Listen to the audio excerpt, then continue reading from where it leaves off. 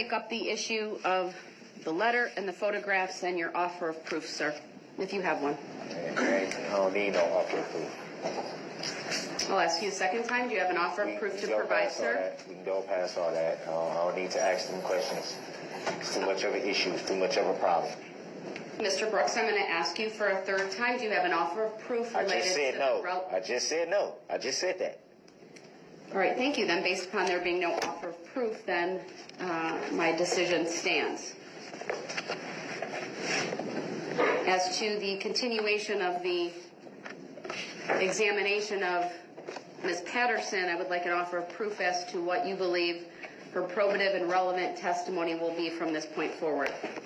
I mean, I don't know how she's going to answer the rest of the questions. There's not that many questions left. I was almost done.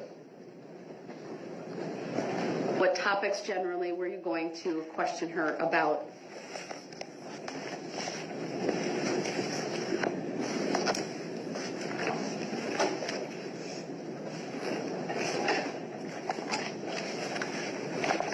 I guess I'll have to look in here because so much that happened since over the past hour and a half or so.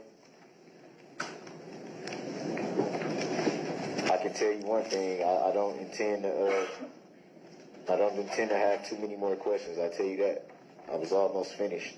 I need an offer of proof as to what you believe her testimony would be, meaning what topics, and are they topics that have not already been covered either through her direct examination from the state, your cross-examination, or already covered by your direct? I don't remember her. What do you mean by related to her direct? Is that from the last time she testified? From the first date that she testified and from today. What new topics will you be? I don't remember everything she testified to the first time. It was 2 weeks ago.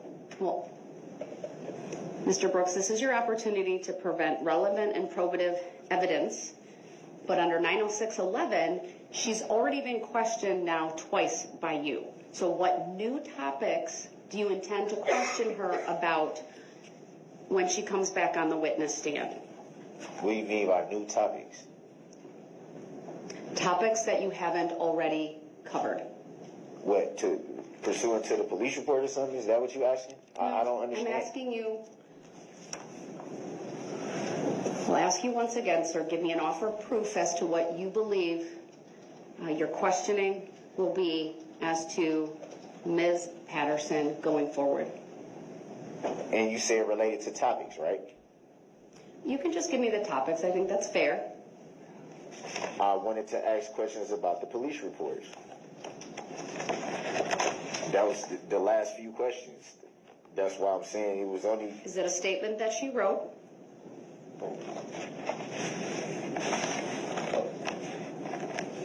I don't know if it's a statement that she wrote in here. Do you see a written statement with her signature on it? I'll have to go through all the paperwork. Is there a written statement from Ms. Patterson? No, Your Honor. It's my understanding Detective Guth spoke to her on both occasions. Is that right? Yes, with Detective Barron with him on the first occasion. Detective Barron wrote that first report. Both interviews were also recorded. Previously provided with discovery? Absolutely.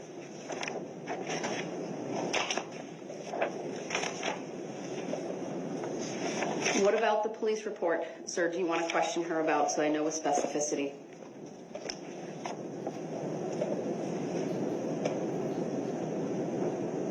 Oh, I'm looking at it now.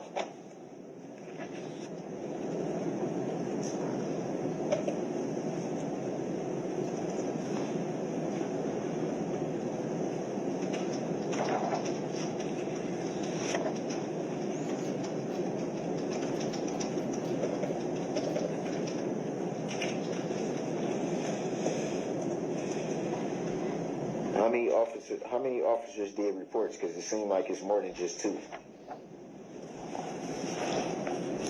At least from this paperwork, is more than 2.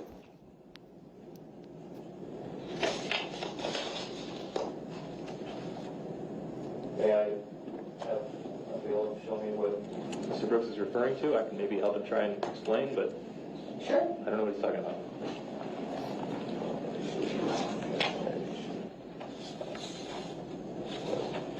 I can't find the first page to that, but whoever that officer is right there.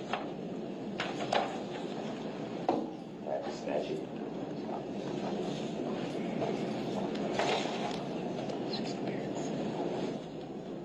So I've got pages 2 and 3 out of 6 from Detective Barron's report under Waukesha Police Department incident number 21-047533. This is one of the 2 reports we've been talking about regarding the statements that Ms. Patterson gave to detectives on November 21st and then on November 22nd. This is the first statement. Is that the officer you just said? Yes.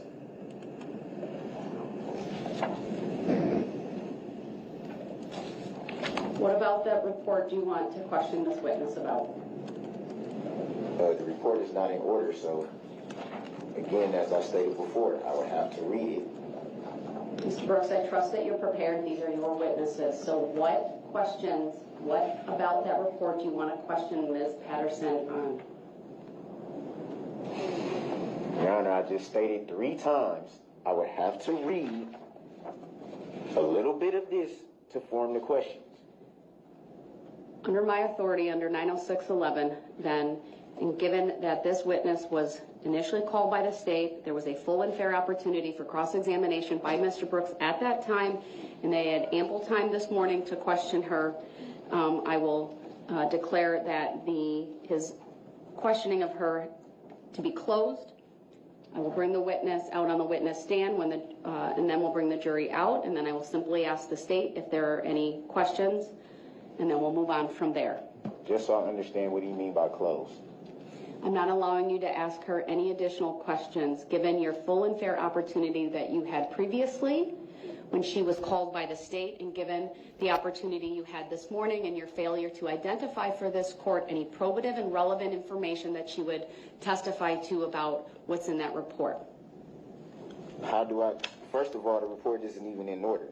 So I would have to essentially read at least some of it to even ask Mr. Brooks, this is your witness. I expect that you will be prepared and you will not cause delay by any lack thereof. So I'm bringing the witness out. The jury will come out, and you will not have another opportunity to ask any additional questions unless the state asks questions on cross-examination. So what is we bringing the witness out for? I have to do that in front of the jury. Man, I object to that ruling too. Can you give me a lawful law why? Your objection is noted for the record. If you start interrupting me when the jury comes out or make any commentary, you will be removed to the other courtroom, and that's. So I'm being held in contempt again?